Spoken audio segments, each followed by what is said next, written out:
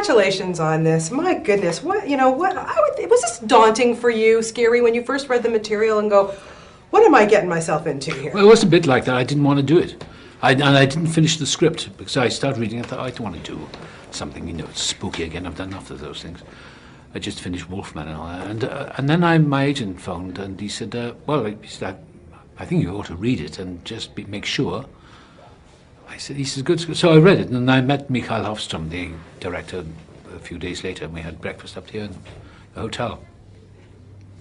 And I was so impressed by him because he's a very intelligent, cool, detached guy, European sensibilities, Swedish.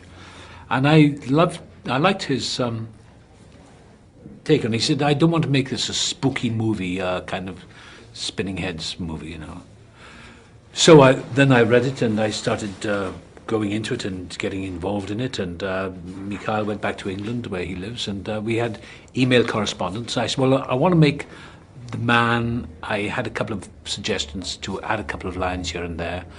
When I say to the young priest, I have my own crisis of faith. Every so often, I don't know what I believe in, but you just keep going. And right at the end of the film, I said, keep the faith.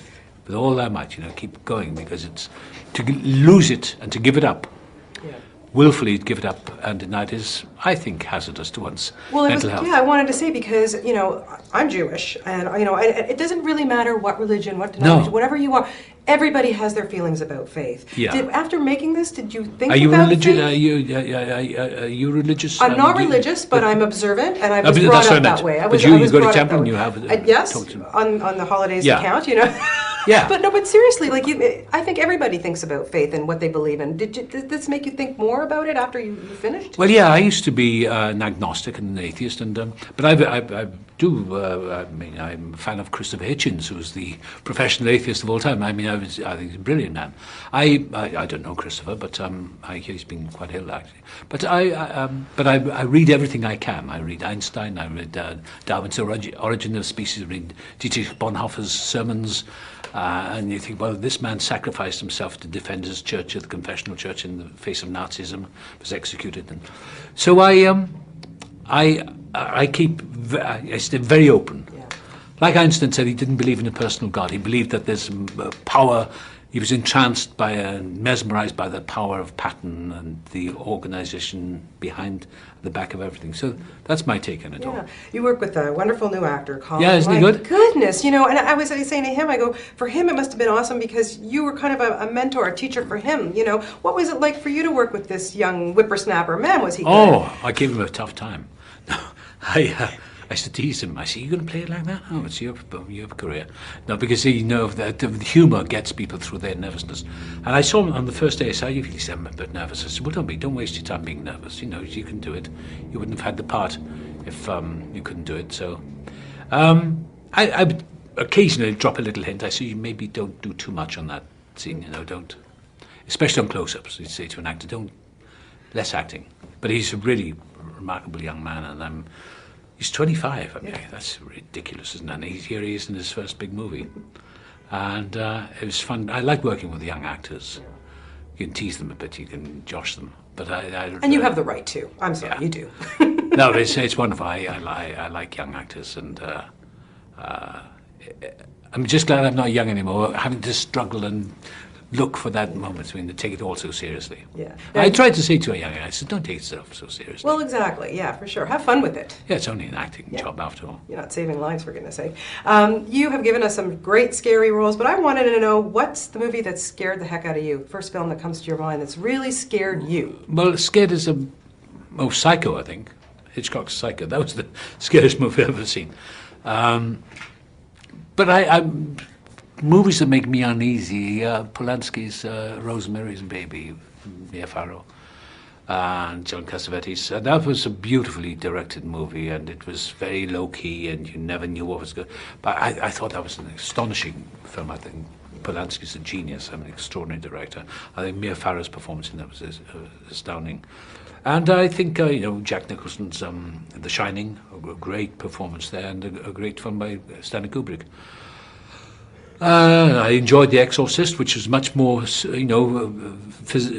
visual effects and all that, but Friedkin did such a great job in that, and that was a powerful movie, powerful movie. Yeah, that one stayed with me forever. And those are the films I really, I watch anything, I watch a lot of films, but you're talking about a genre of scary movie? Yeah. Those are the ones I like, the subtle ones, like Rosemary's Baby. Yeah. There's a scene in this movie that I have to tell you, it was the only one that made me really jump, the scene with you and the little girl, and what you had to do with that little, wow!